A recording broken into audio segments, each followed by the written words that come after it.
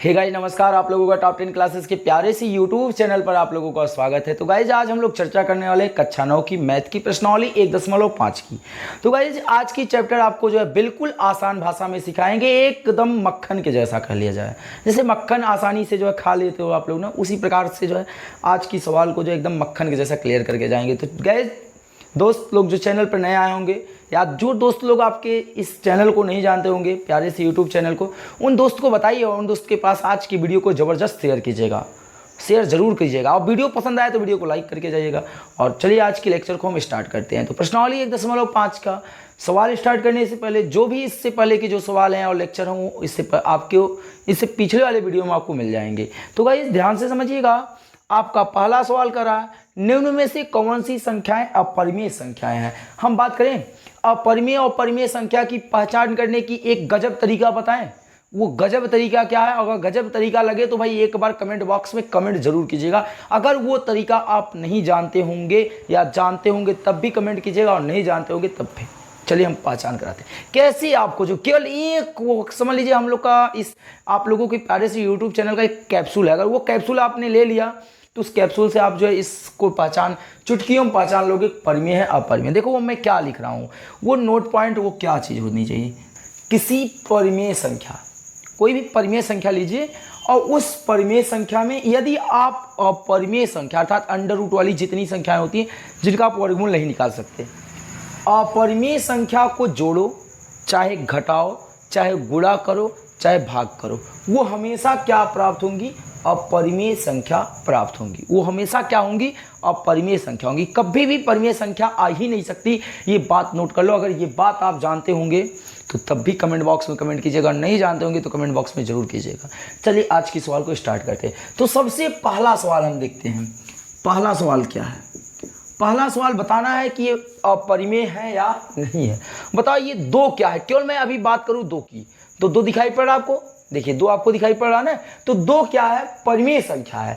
अब इस परिमेय संख्या में अंडर रूट 5 अपरिमेय संख्या है, तो अंडर रूट 5 घटाई गई है। अंडर रूट 5 क्या की गई? घटाई गई है। और हमने पढ़ा था किसी परिमेय संख्या में अपरिमेय संख्या घटाने पर अपरिमेय संख्या ही प्राप्त होती है। तो बोलो ये कौन सी संख्या हो जाएगी? पहला जो हो जाएगा 2 माइनस करड़ी में 5, एक क्या हो जाएगा? अपरिमेय संख्या हो जाएगी।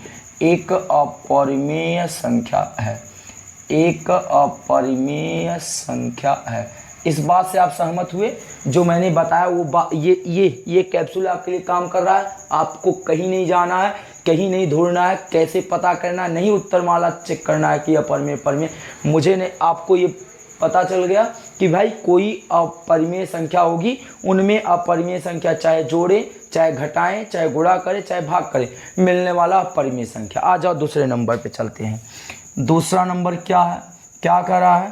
3 प्लस करड़ी में 23, 3 प्लस करड़ी में 23। फिर ये माइनस को हम खोल देते हैं तो ये करड़ी में 23 ये आ गए।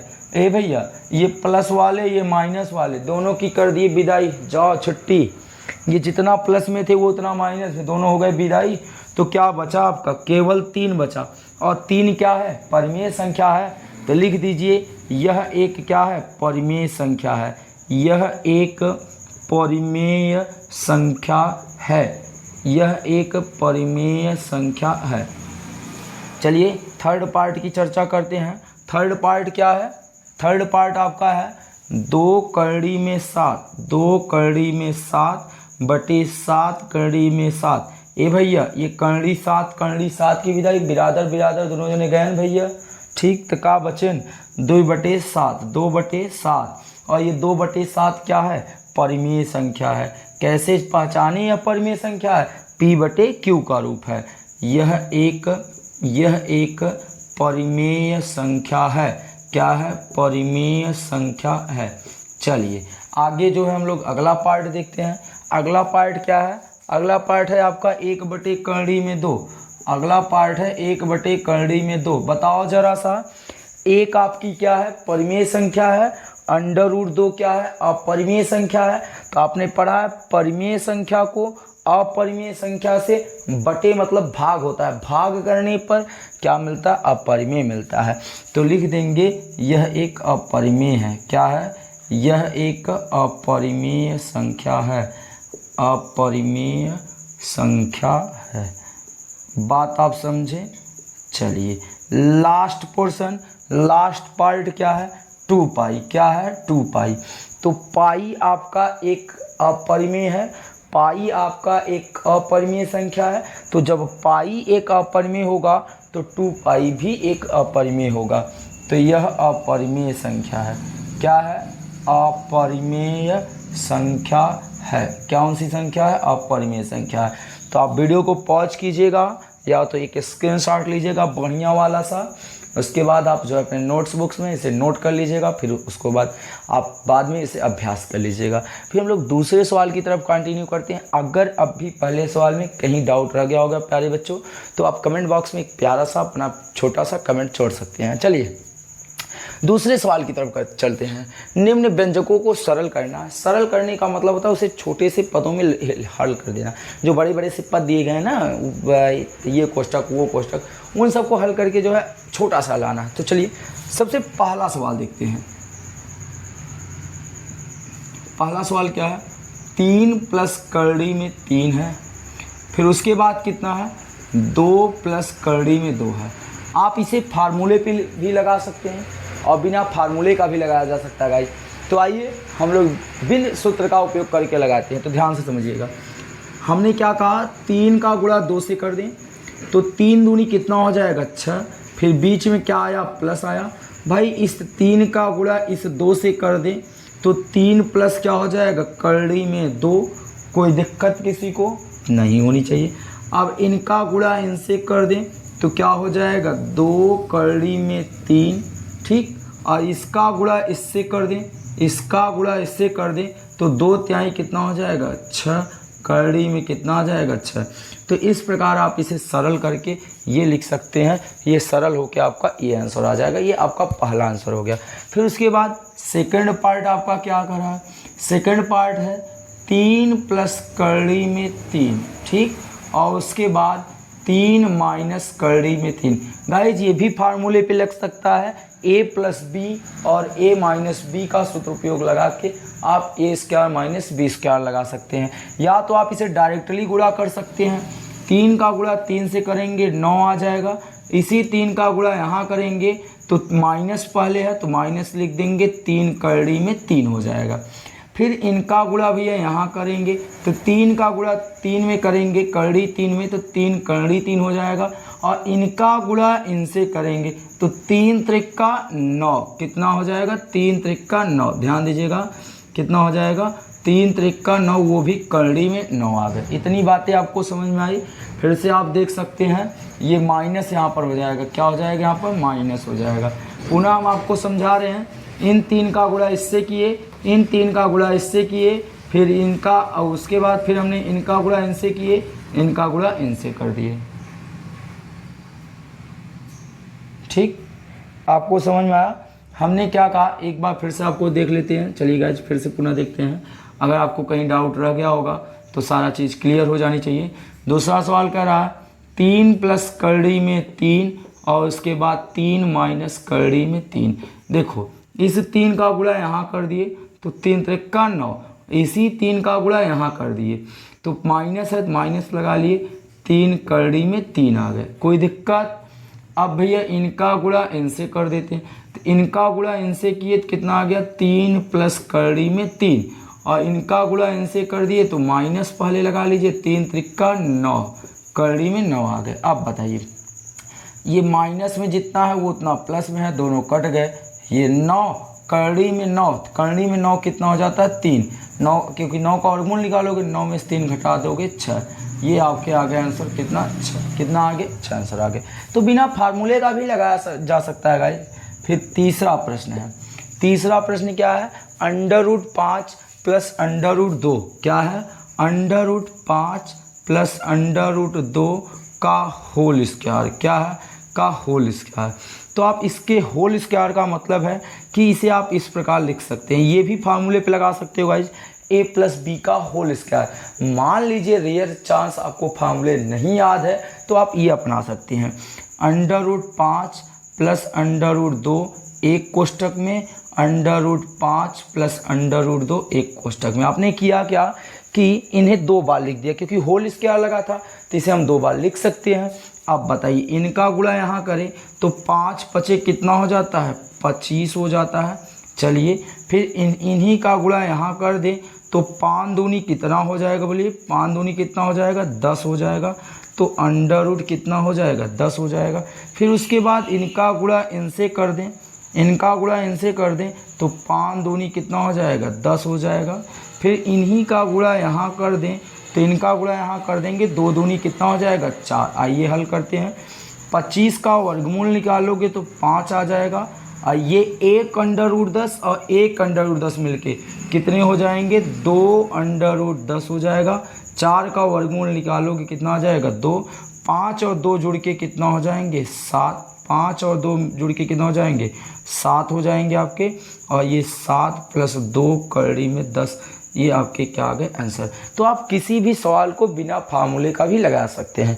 आइए आपको देखते हैं लास्ट आपका चौथा पोर्शन क्या है भैया। चौथा क्या है, कड़ी में 5 है, फिर कितना है, कड़ी में -2 है एक कोष्टक में।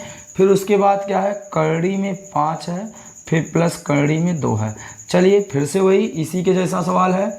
इनका गुणा इनसे करेंगे तो 5 पचे कितना हो जाएगा, 25 कड़ी में। फिर इन्हीं का गुणा आप इनसे करेंगे तो 5 दूनी कितना हो जाएगा, 10 कड़ी में 10 आ जाएगा।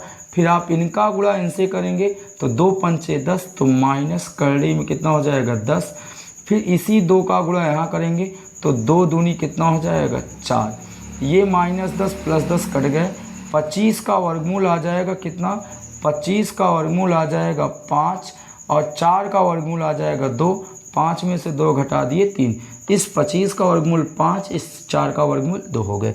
तो इस प्रकार गाइज आपका पहला सवाल और दूसरा सवाल दोनों कंप्लीट हो जाते हैं। हमने कोई सूत्र नहीं लगाया है, हर एक सवाल आप सूत्र पे लगा सकते हैं और जिस सूत्र पे जो सवाल है उसको हमने बताया है।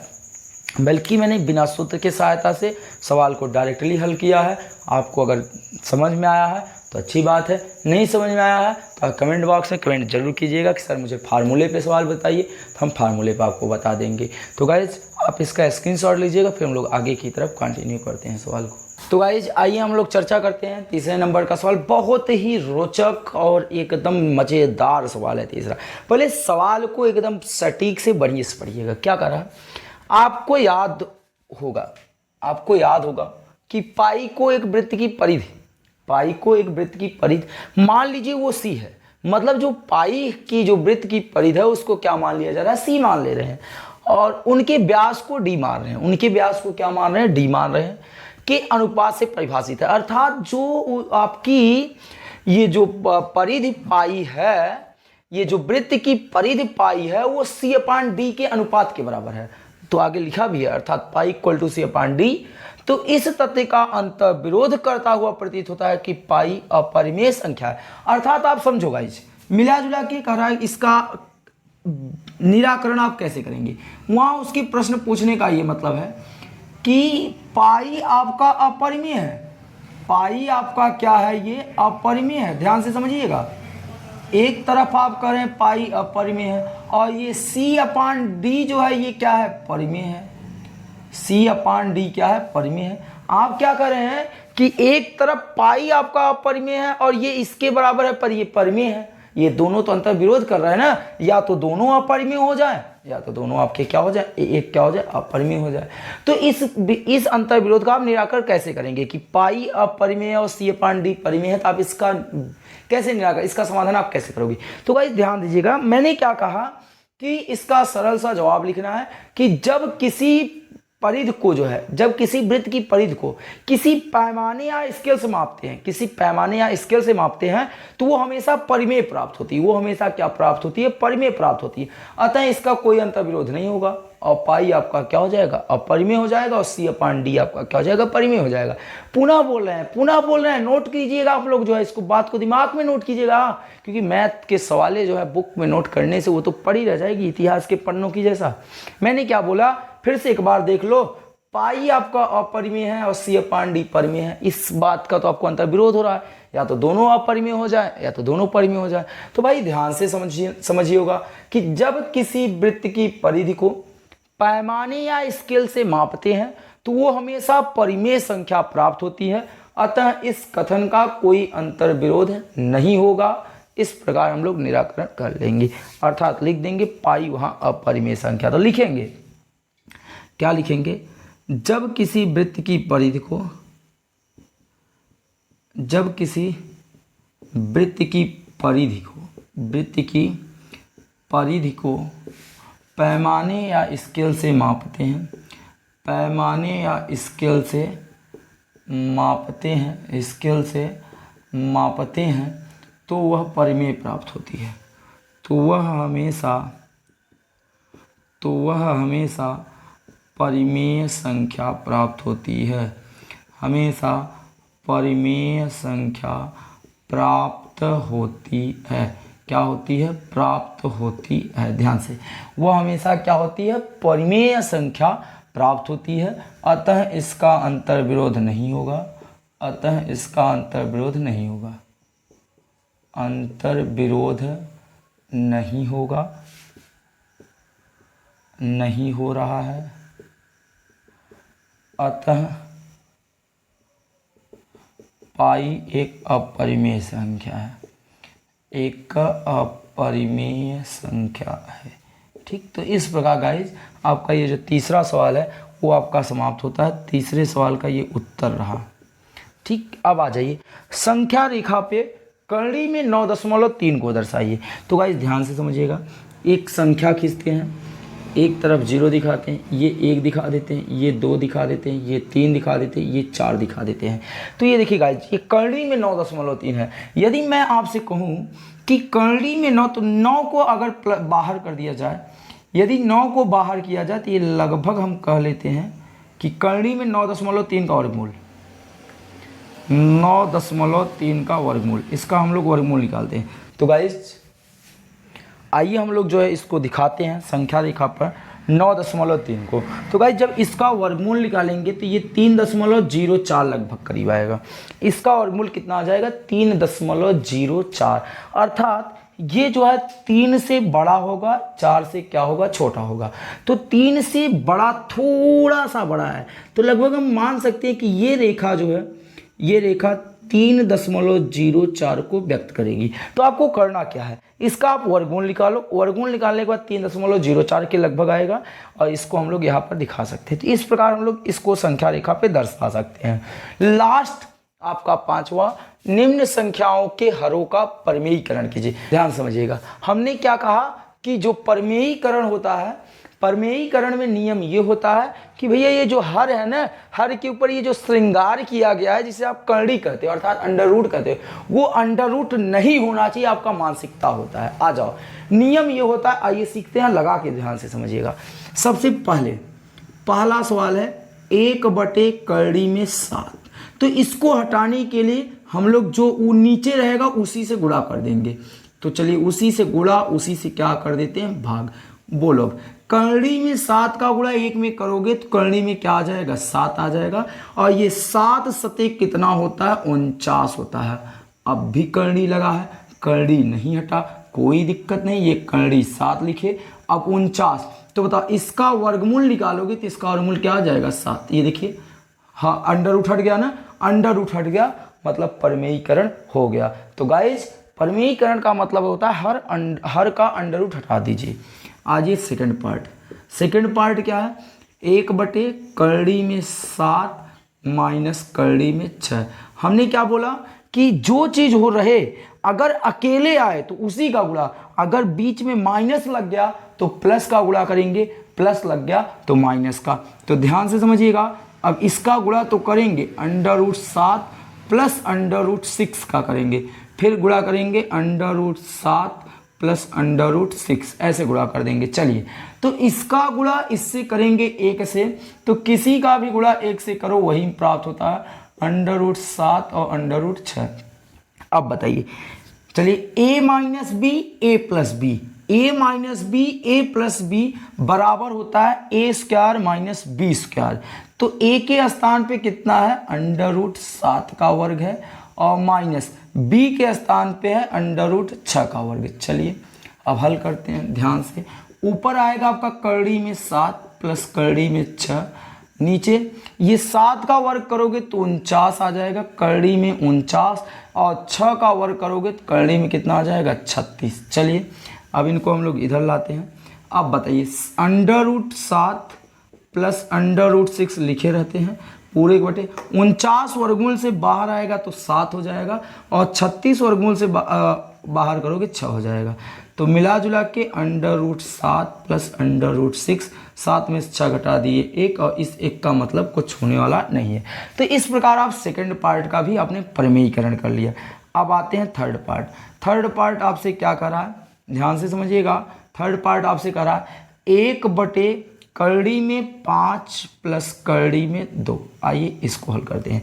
तो ये बीच में प्लस है तो ऊपर करेंगे गुणा माइनस से, तो करड़ी में 5 माइनस करड़ी में 2, फिर करड़ी में 5 माइनस करड़ी में 2। ध्यान से अब ये 1 का गुणा इसमें करेंगे तो वही मिलेगा, करड़ी में 5 माइनस करड़ी में 2। अब a plus B, A minus B, फिर वही formula A square minus B square. तो ए के स्थान पे कौन है, करड़ी में 5 का वर्ग हो जाएगा, और बी के स्थान पे 2 है तो करड़ी में 2 का वर्ग हो जाएगा। चलिए अब आगे हल करते हैं। ये मिला आपको करड़ी में 5 माइनस करड़ी में 2, पूरे के बटे 5 का वर्ग करो, अंडर रूट 5 का वर्ग करोगे तो 25 आएगा करड़ी में, और इनका वर्ग करोगे 2 दूनी 4, करड़ी में 4 आएगा। आ जाइए, ये करड़ी में 5 माइनस करड़ी में 2 लिखते हैं, पूरे के बटे 25 का वर्गमूल निकालेंगे 5, और 4 का वर्गमूल निकालेंगे 2, तो 5 में से 2 घटा देंगे। तो इस प्रकार आपका करड़ी में 5 माइनस करड़ी में 2 बटे कितना आ गया, 3। तो इस प्रकार थर्ड पार्ट का आपका आंसर ये आ जाता है। गाइस लास्ट प्रश्न बचता है जो आपका ये है चौथा पार्ट। तो प्यारे बच्चों पूरे चैप्टर आपके जो है इस वीडियो में बता दिए गए, कोई भी एक सवाल नहीं छोड़ा गया है। और ये लास्ट सवाल, इसका प्रमेयीकरण कीजिएगा। इसका प्रमेयीकरण कैसे करेंगे, 1 बटे अंडर रूट 7 माइनस 2 है, ठीक। तो इसी से गुणा, इसी से अंडर रूट 7 प्लस 2 और अंडर रूट 7 प्लस 2, इसको हल कीजिएगा प्यारे बच्चों। कक्षा 9 वाले हमारे जो प्यारे बच्चे हैं वो इनको जो है हल करेंगे, और हल करने के बाद जो आपका आंसर आएगा उसे कमेंट बॉक्स में रिप्लाई जरूर कीजिएगा। इस प्रश्न का जवाब आपका आ जाएगा। उसके बाद गाइज अगर आज के टॉपिक में कहीं भी कोई डाउट रह गया होगा तो कमेंट बॉक्स में एक प्यारा सा कमेंट छोड़िएगा, जिस टॉपिक पे आपको प्रॉब्लम होगी उस टॉपिक को हल करा दिया जाएगा। तो गाइज चैनल पर नए आए होंगे तो चैनल को सब्सक्राइब कीजिएगा, और वीडियो पसंद आई होगी वीडियो को लाइक कीजिएगा, दोस्तों के साथ जरूर शेयर कीजिएगा, और वीडियो देखिए आप एंजॉय कीजिए। मिलते हैं आपको नेक्स्ट लेक्चर में एक नए एनर्जी के साथ, एक नए टॉपिक के साथ। तब तक के लिए जय हिंद, जय भारत।